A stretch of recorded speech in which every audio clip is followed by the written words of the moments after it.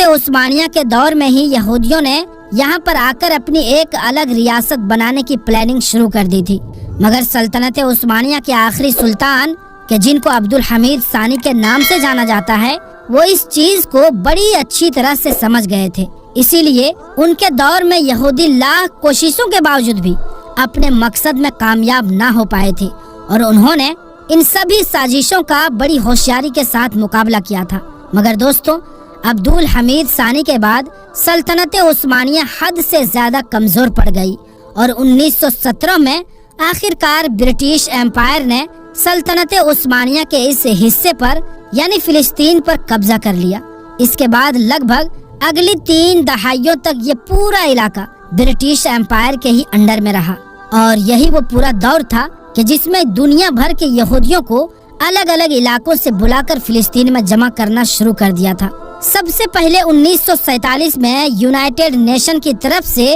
اس بنٹوارے کو منظوری دے دی گئی کہ جس کے مطابق آدھا فلسطین یہودیوں کو دیا جانا تھا جبکہ آدھا فلسطینیوں کو، اور اس کے بعد آخر کار 1948 میں اسرائیل دیش کا اعلان بھی کروا دیا گیا۔ اس اعلان کے ساتھ ہی نہ صرف فلسطین کے 2 ٹکڑے کر دیے گئے بلکہ ساتھ ہی ساتھ یروشلم شہر کو بھی 2 ٹکڑوں میں بانٹ دیا گیا۔ دوسری طرف جب باقی بچے ہوئے عرب دیشوں نے دیکھا کہ ان کے ساتھ دھوکہ دھڑی کرتے ہوئے فلسطین کو 2 حصوں میں بانٹ دیا گیا ہے، تو انہوں نے اس فیصلے کو روکنے کی بھرپور کوشش کی اور اسرائیل کے خلاف جنگ کا اعلان کر دیا۔ مگر ظاہر ہے اسرائیل کے ساتھ یورپین مدد ہونے کی وجہ سے عرب دیش اس جنگ کو جیت نہ سکے، اور وہیں دوسری طرف اسرائیل نے 1967 کی جنگ میں باقی بچے ہوئے یروشلم کے دوسرے حصے پر بھی قبضہ کر لیا۔ اور آپ کو بتا دیں کہ 1947 میں یونائٹڈ نیشن کی طرف سے کیے گئے بٹوارے کی وجہ سے آج بھی دنیا کے لگ بھگ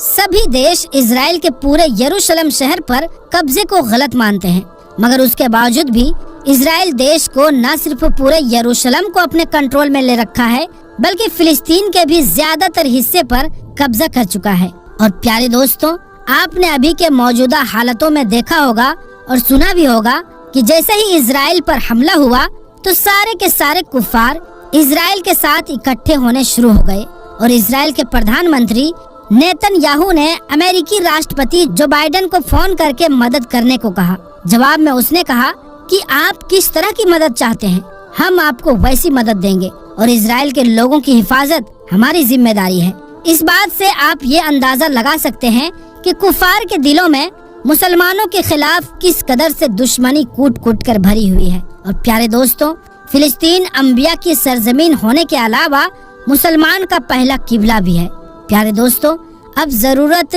صرف اس بات کی ہے کہ سارے مسلم دیش ایک ہو جائیں اور یہودیوں کی اینٹ سے اینٹ بجا دیں، کیونکہ یہودی نہ صرف فلسطین پر قبضہ کرنا چاہتے ہیں بلکہ وہ مسجد اقصی کو شہید کر کے اس کی جگہ 3rd ٹیمپل یعنی کہ ہیکل سلیمانی بنانا چاہتے ہیں۔ اب مسلمان کو کلمہ لا الہ کے ناطے اور مسجد اقصی کے ناطے ایک ہونا ہوگا، کیونکہ جب اہل کفار ایک ہو سکتے ہیں تو مسلمان کیوں نہیں؟ اللہ تبارک و تعالی سے دعا ہے کہ اللہ تبارک و تعالی ہمارے فلسطینی بھائیوں کی مدد فرمائے اور تمام امت مسلمانوں کو کفار کے خلاف، خاص کر کے یہودیوں کے خلاف جہاد کرنے کی توفیق عطا فرمائے، اور اللہ تبارک و تعالی اور اس کے محبوب صلی اللہ علیہ وآلہ وسلم تمام امت محمدیہ کی حامی و ناصر ہو۔ آمین یا رب۔